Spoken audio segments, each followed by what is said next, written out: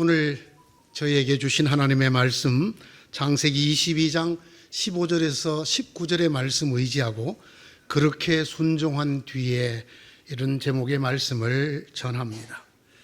사실 오늘의 읽은 이 하나님 말씀은 이 부분보다 앞부분이 훨씬 더 유명한 그런 아주 중요한 말씀이지요.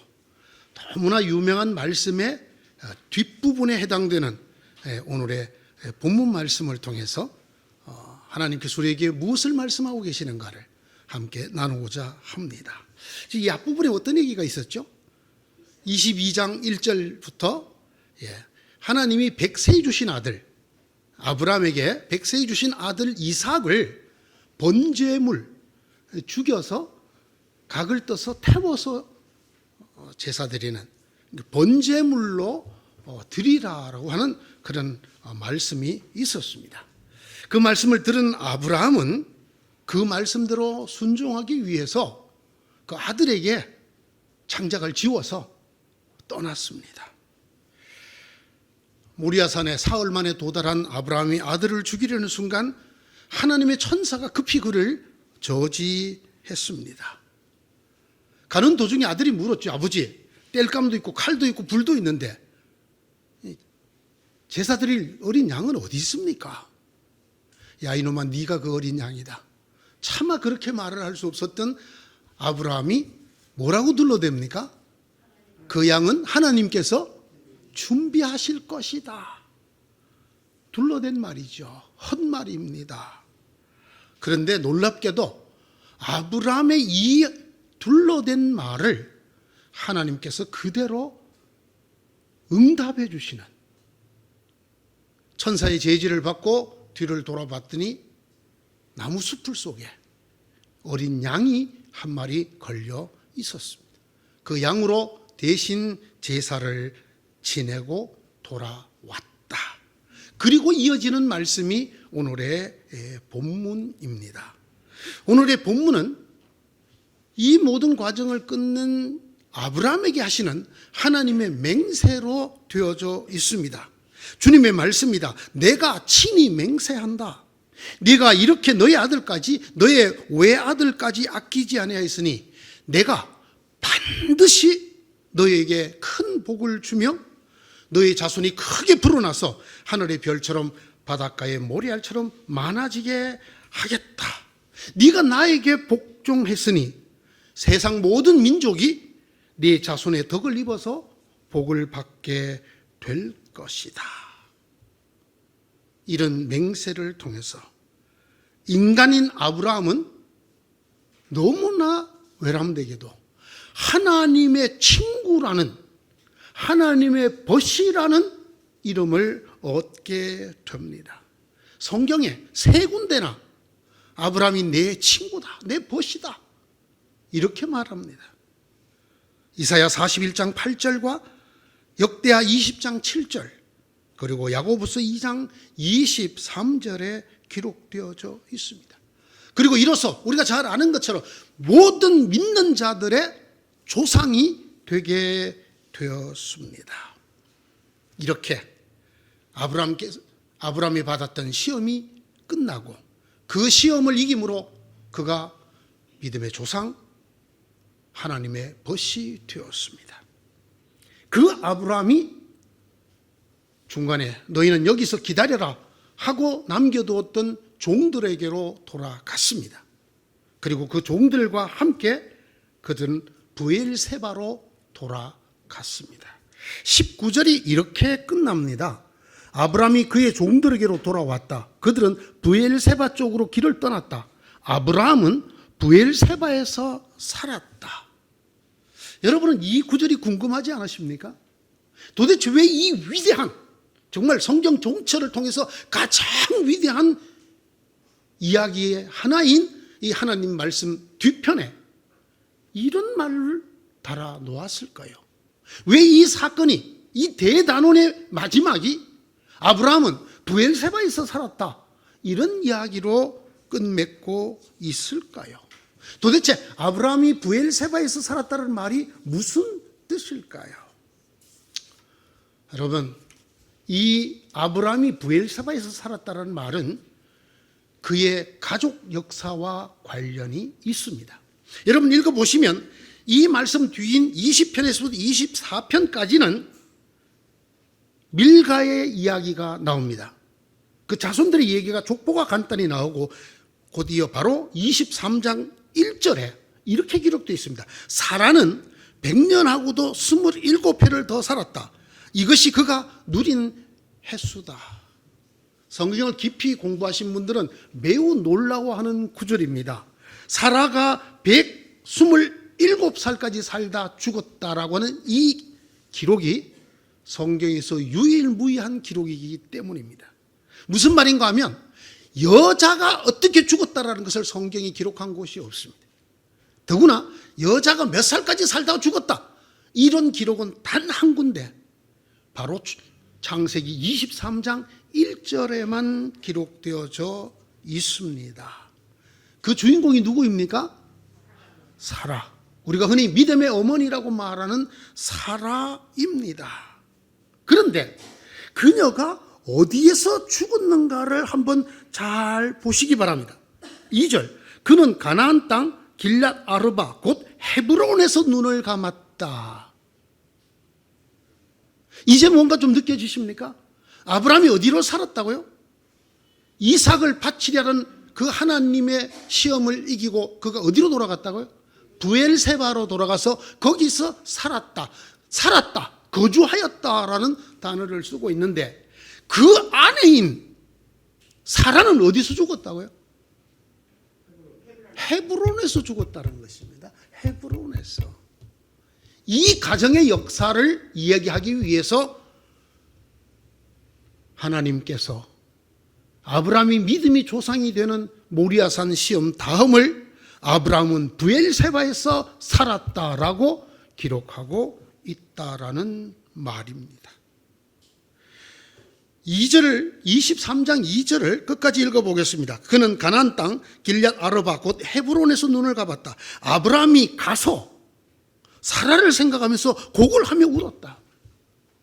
무슨 말일까요?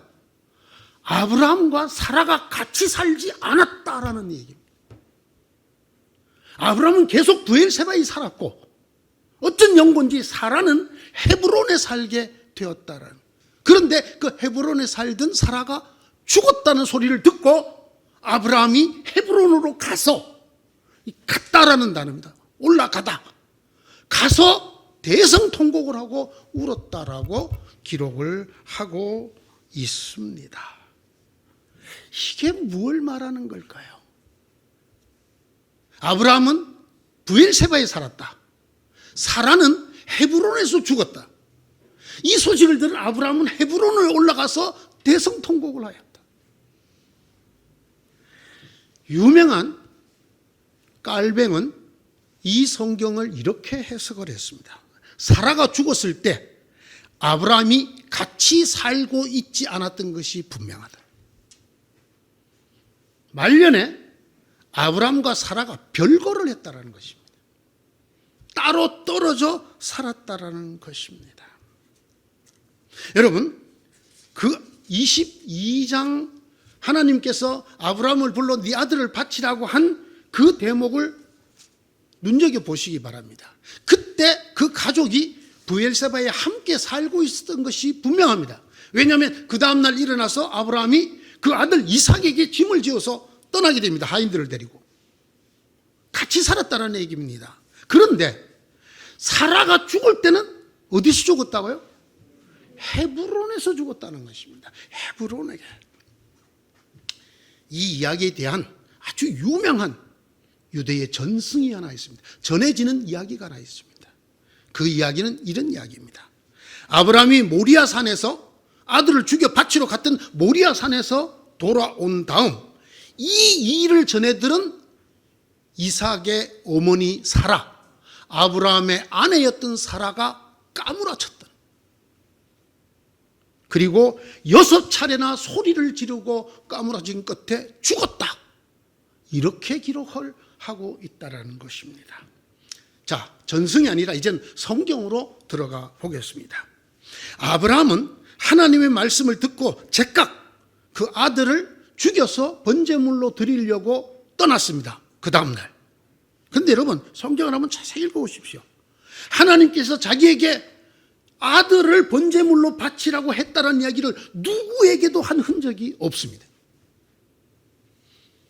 물론 희생제물이 될 그 아들에게도 하지 않았고, 그 아들의 어미요 자기의 아내인 사라에게도 하지 않았습니다. 흔적이 없습니다. 그런 얘기를 했다라는 흔적이 전혀 없습니다. 그리고 자기 혼자 그 아들을 죽이러 3일 길을 걸어갔다가 하나님이 말리셔서 죽이지 못하고 대신 양을 잡아 죽이고 돌아왔다.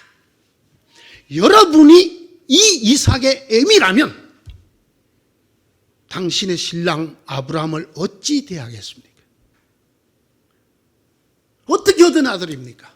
경수가 끊어지고 아이를 낳을 수 없은 그때에 기적적으로 얻은 아들입니다. 그 외아들, 하나님이 정말 말도 안 되는 약속을 하시니까 사라가 문 뒤에서 웃었어요. 내가 무슨 애를 낳아. 그래서 그 아들 이름이 웃음이잖아요. 이삭. 그 말도 안 되는 약속과 은혜의 산물이 외아들 이삭입니다. 이 아들을 한마디 말도 없이 하나님에게 순종하겠다는 목적 하나만 가지고 끌고 가서 죽이려고 했던 남편입니다.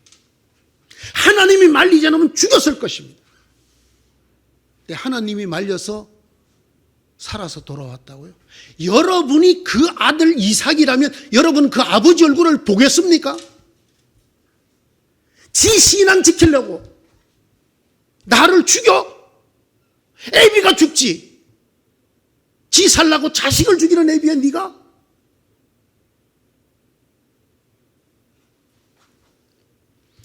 이 일이 유대인들의 전성처럼 아브라함 가정에 큰 풍파를 일으켰을 것이라는 것입니다.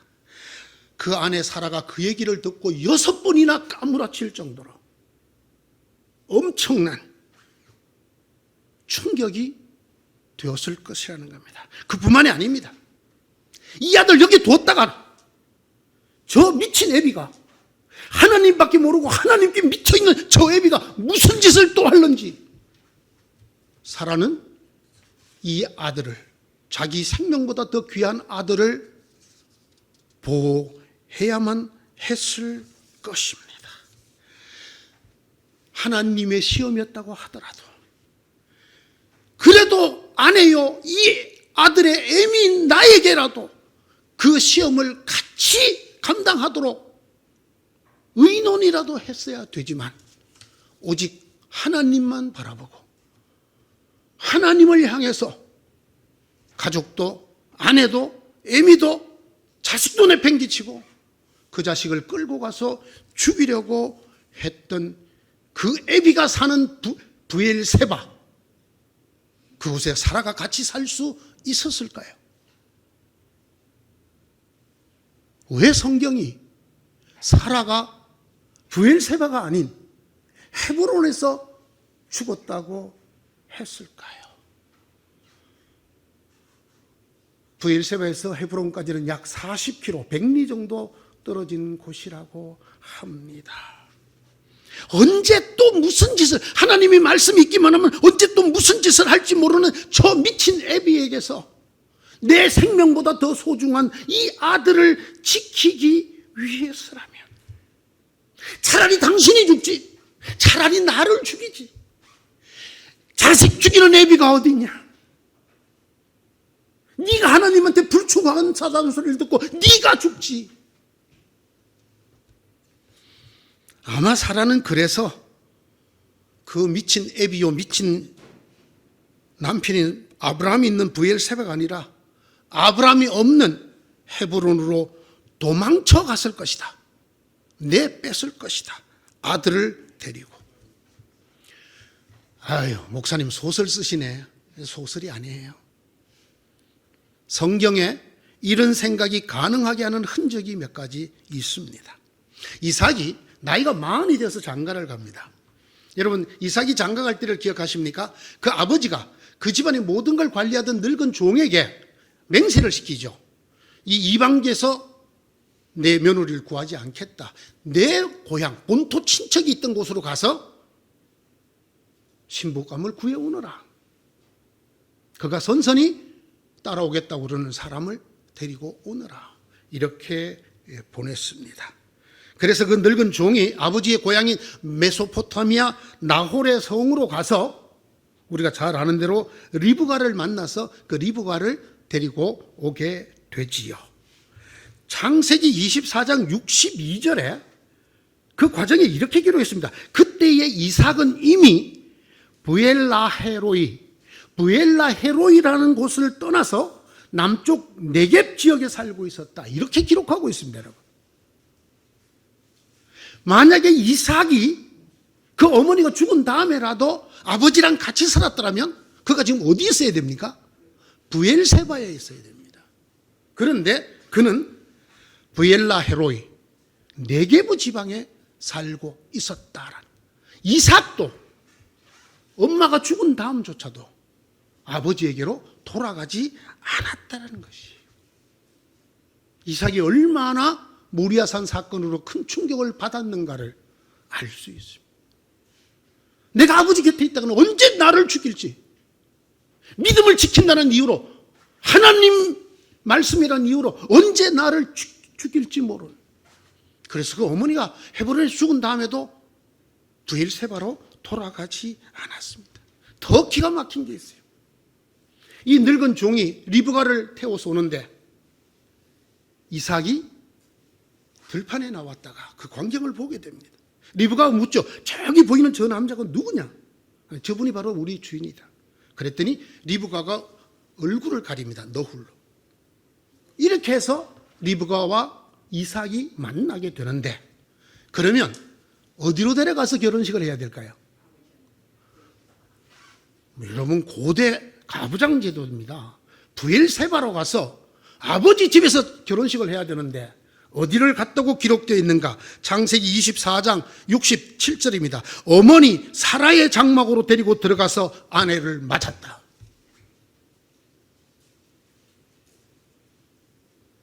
결혼하는 일의 시작은 아버지가 시작했는데, 그러나 이 이삭이 아내 리브가를 맞아들이는 곳은 어머니의 장막이었다라는 것입니다. 이것만이 아니에요. 아브라함이 죽은 뒤입니다. 아브라함이 죽은 뒤에도 이삭은 부엘세바로 바로 돌아가지 않았어요. 아까 말씀하셨던 부엘라 헤로이 근처에서 살았다고 창세기 25장 11절이 말합니다. 이 모든 것을 생각해 보았을 때 아브라함이 하나님께 순종하기 위하여 아들을 제물로 바치러 간 그 사건으로 아브라함은 믿음의 조상이 되었지만은 아브라함의 아내와 아브라함의 아들은 무엇이 되었을까요? 그 자신은 모든 믿는 사람의 조상이 되었지만, 그러나 그 사건으로 그의 아내와 그의 아들은 무엇을 받았나요? 그들도 아브라함과 같은 큰 축복을 받았나요? 아니면 지울 수 없는, 메꿀 수 없는 엄청난 상처를 안고 살게 되었나요? 성경은 후자였다고 우리에게 말씀하고 있는 것입니다. 오늘의 설교의 주제가 이런 것입니다. 기가 막힌 순종 뒤에는 무엇이 남는가? 한 개인도 좋고 한 교회도 좋고 한 가정도 좋습니다. 그들이 하나님의 말씀대로 살기 위해서 기가 막히는, 정말 인간적으로 생각할 때는 너무나 기가 막히는 힘든 그런 순종을 했을 때 그 뒤에 무엇이 남을까? 그렇게 순종한 뒤에 무엇이 남을까?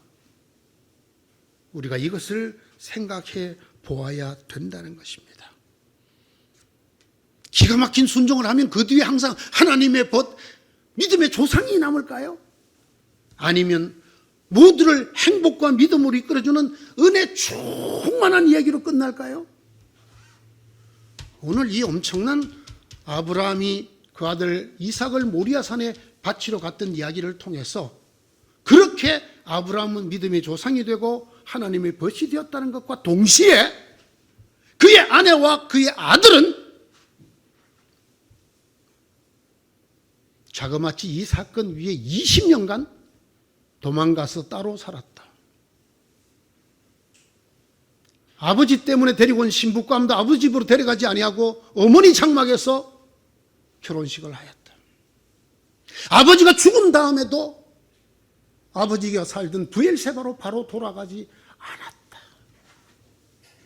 한 사람의 기가 막힌 순종이 그 사람을 믿음의 조상 하나님의 벗이 되게 했지만 동시에 그의 가장 가까운 아들 아내는 지울 수 없는, 메꿀 수 없는 상처, 고통을 안고 살아야 했다라는 것을 성경이 우리에게 말하고 있습니다.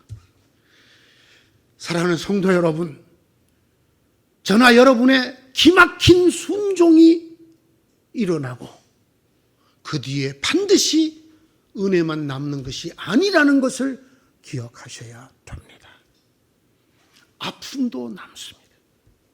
돌이킬 수 없도록 크고 깊은 상처도 남는다는 것을 아셔야 합니다. 그 순종이 기가 막히면 막힐수록 그 남겨진 상처와 고통도 기가 막힌 것이 남을 수도 있다는 사실을 아셔야 합니다. 한쪽만 보기를 하나님은 원치 않으십니다. 이 기막힌 순종을 통해서 아브라함이 믿음의 조상이 되었다, 하나님의 벗이 되었다, 성경은 이렇게 일방적으로 우리를 이끌어가지 않습니다. 동시에 그의 아내와 아들은 아브라함이 살아생전에는 다 갚을 수 없는, 치유할 수 없는 상처와 고통을 안고 살게 되었다. 이것을 아브라함이 몰랐을까요? 하나님께서 네 독생자를, 너의 외아들을 내가 지시하는 산에 가서 죽여서 번제물로 드려라 했을 때에 아브라함은 아무 생각이 없었을까요? 이 일이 가져올 파장, 이 일로 인해 죽을 아들, 그 죽이고 난 다음에 아내의 반응, 아무 생각이 없었을까요? 그래도 아브라함은 순종하였습니다. 너무나 기가 막히는 구절이 22장 3절에 나옵니다. 아브라함이 다음날 아침에 일찍이 일어나서, 어떻게 이런 일을 하러 가는데 일찍이 서두를 수가 있을까요? 뭐 좋은 일이라고. 그러나 이것은 이렇게 읽힙니다. 밤새 잠을 못 잤다는 얘기죠. 밤새 잠을 잘 수가 없고, 그건 사람이 아니죠. 100세에 얻은 아들을 죽여서 자기 손으로 태워 제사드리러 가면서 편히 잤다. 우리는 그렇게 생각을 하면 안 된다는 것입니다. 아브라함이 다음날 아침에 일찍이 일어나서, 아니 밤을 새웠다가가 맞겠지요, 순종했습니다. 그것이 아브라함입니다. 그것이 아브라함의 믿음입니다. 그것이 믿는 모든 사람들의 조상이 되는 아브라함의 믿음입니다. 저는 이렇게 생각합니다. 그날 밤에 아브라함이 먼저 죽었을 것이다. 아브라함의 인간됨이 먼저 죽었을 것이다. 아비됨이 죽고 인지상정이 죽고 인간의 생각과 감정과 모든 것이 그 밤에 다 죽었을 것이다. 맨정신으로는 할 수 없는 일이기 때문에 그 밤, 꼴딱 세운 그 밤에 아브라함은 자기가 죽는 것을 먼저 경험을 했을 것입니다. 내 아들이 아니야. 나는 애비가 아니야. 저건 내 자식이 아니야. 사라와 내 사이에 난 자식이 아니야. 저건 그냥 하나님의 어린 양이야. 하나님이 죽이라 그랬어. 죽여야지. 누가 먼저 죽었을까요? 아브라함이 먼저 죽었어. 그 밤에, 인간이기를 포기하는 그 밤에 아브라함이 먼저 죽었을 것이라고 저는 생각합니다. 아브라함이 다음날 아침에 일찍이 일어나서 이 말 속에서 저는 이것이 읽힙니다. 자식을 위해 죽는 아비는 못돼도 애비 지가 살자고 자식을 죽이는 아비가 되는 그 남자,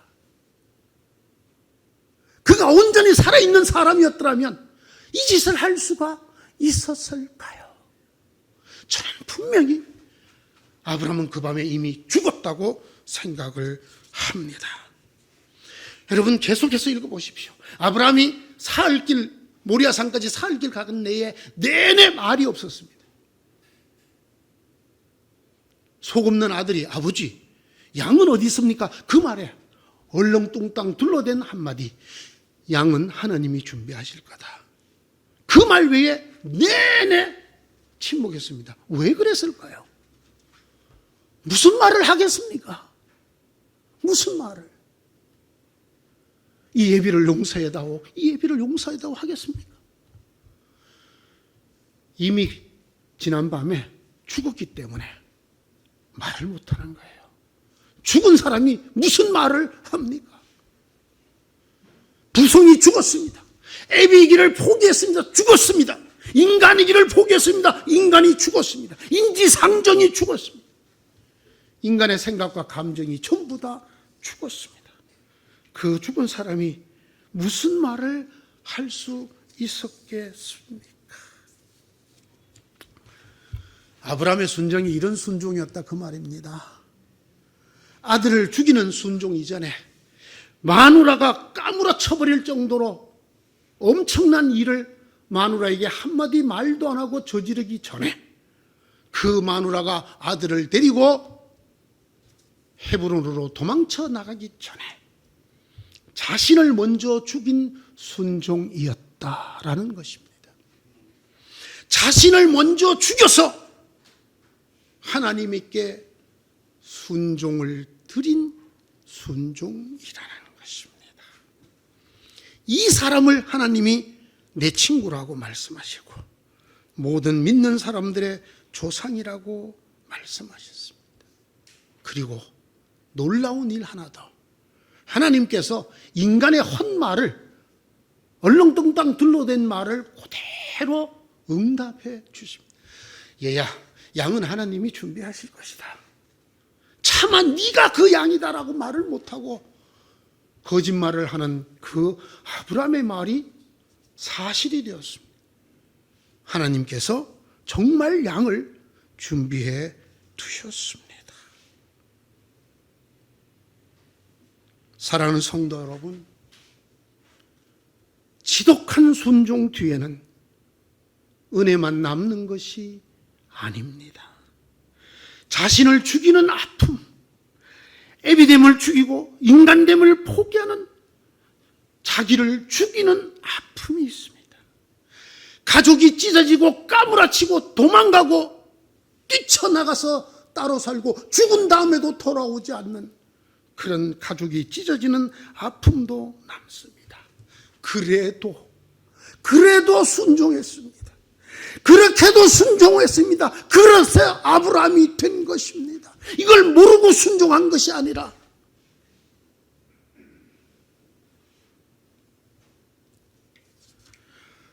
여러분 세월이 흐르고 이삭이 어떻게 된지 아십니까?